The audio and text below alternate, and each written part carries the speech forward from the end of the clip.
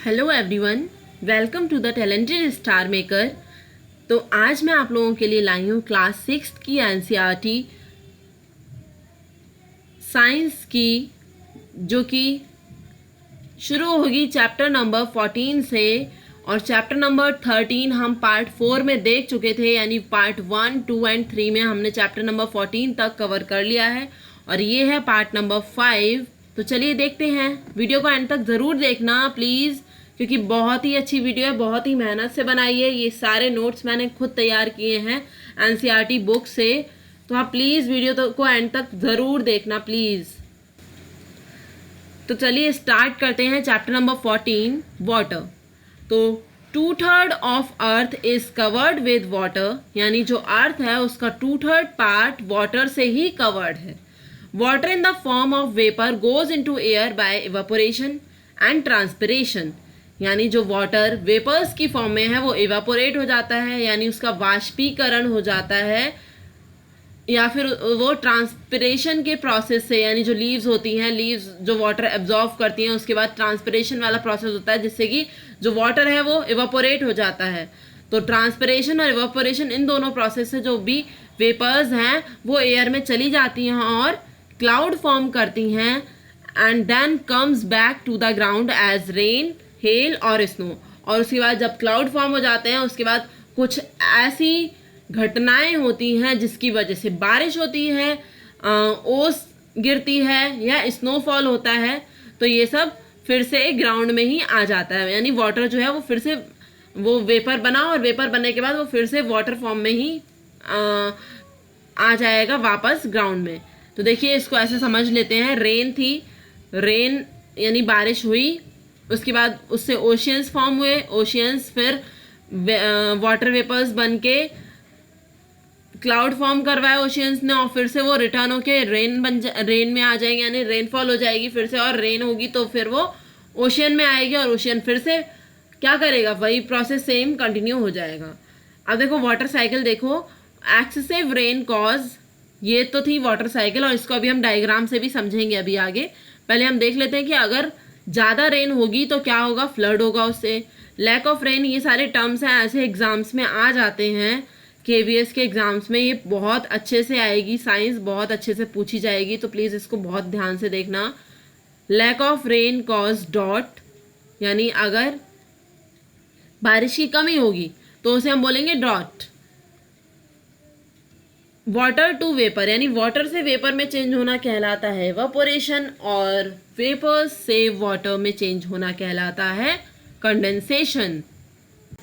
तो चलिए जरा समझते हैं वाटर साइकिल है क्या। ये देखिए, ये आपको दिख रहा होगा, ये कुछ क्लाउड्स दिख रहे हैं ऊपर और इनसे रेन गिर रही है। जो रेन है वो ग्राउंड वाटर के फॉर्म में, कुछ तो सॉइल एब्जॉर्व कर लेगी तो वो ग्राउंड वाटर बन जाएगा, कुछ ओशियंस में, सीज में, लेक्स में चला जाएगा।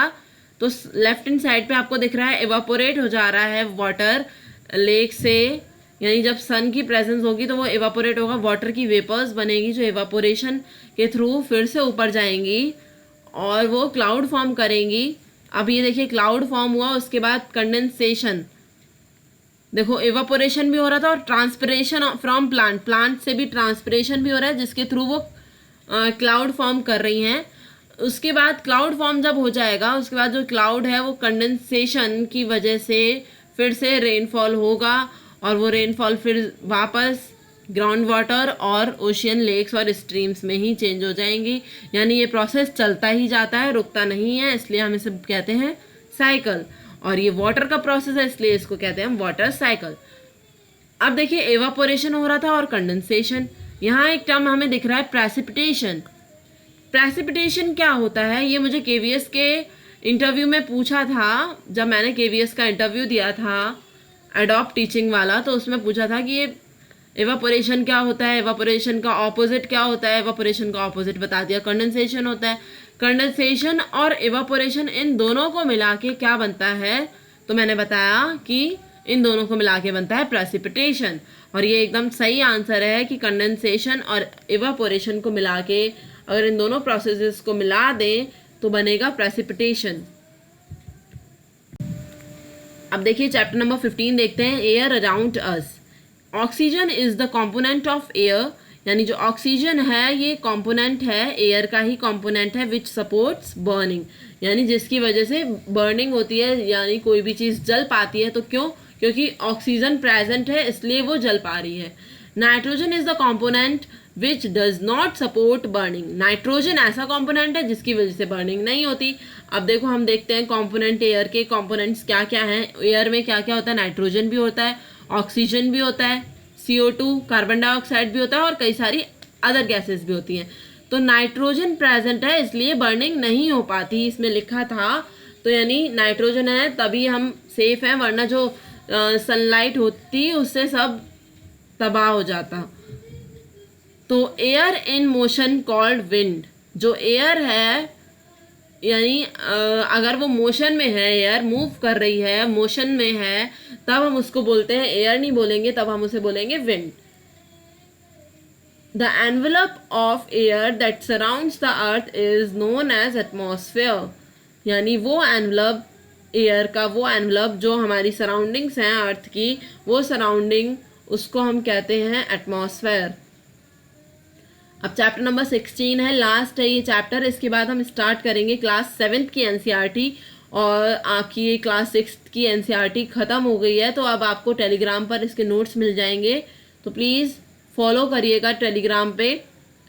तो चलिए स्टार्ट करते हैं। गार्बेज इन गार्बेज आउट, ये चैप्टर है हमारा, garbage in garbage out.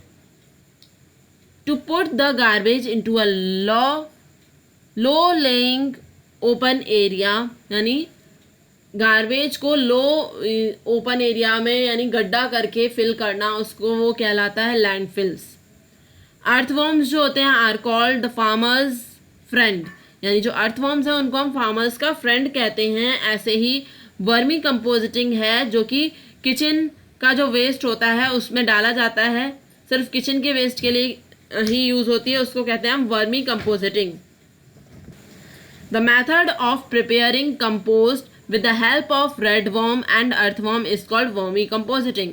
Vermicompositing क्या होती है? Vermicompositing redworms ले लेते हैं और earthworms लेते हैं, और उस जो वेस्ट है हमारा किचन वाला वेस्ट है जिसमें वेजिटेबल पील्स और ये सारी चीज़ें होती हैं, तो उसमें हम earthworms और redworms डाल देते हैं, जिससे जो वो फूड जो होता है वो उनको मिल जाता है और वो खाते जाते हैं, और जो ये वेस्ट है वो हमारा सॉइल फॉर्म कर लेता है, कंपोज हो जाता है, एटलीस्ट बायोडिग्रेडेबल हो जाता है।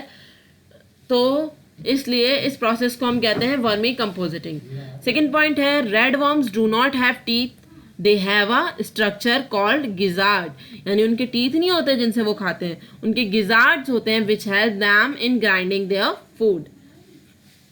नेक्स्ट पॉइंट है, landfills is an area where the garbage collected from a city और town is dumped, the area is later converted into a park, यानी लैंडफिल्स क्या होता है? जहाँ पे जो गार्बेजेस हैं, मतलब जो भी वेस्ट है हमारे घर का, सिटीज़ का, टाउन्स का, वो सब दबा दिया जाता है गड्ढे में, और जहाँ पे जो वो जिस भी लोकेशन में, जिस भी लैंड पे वो ऐसा किया गया, उस बाद में वो कन्वर्ट हो जाता है पार्क्स में, उसके पार्क्स, उस जगह पे पार्क भी बन सकते हैं।